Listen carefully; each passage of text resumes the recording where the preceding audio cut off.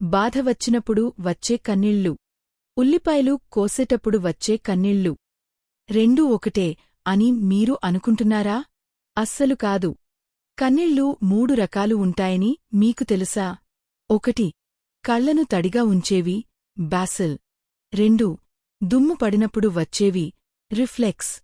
3 emotions వల్ల వచ్చేవి, emotional. వీటిని మైక్రోస్కోప్ కింద చూస్తే మీరు షాక్ అవుతారు. ప్రతి కన్నీటి చుక్క డిజైన్ వేరుగా ఉంటుంది. బాధలో వచ్చే కన్నీళ్లలో స్ట్రెస్ హార్మోన్స్ ఉంటాయి కాబట్టి అవి వేరే షేప్లో కనిపిస్తాయి. ఇంకో ఫ్యాక్ట్, ఏడ్చినప్పుడు ముక్కు ఎందుకు కారుతుందో తెలుసా? మన కళ్ల చివర చిన్న రంధ్రాలు, టియర్ డక్ట్స్ ఉంటాయి. ఎక్స్ట్రా కన్నీళ్లు వాటి ద్వారా ముక్కులోకి చేరడం వల్లే అలా జరుగుతుంది.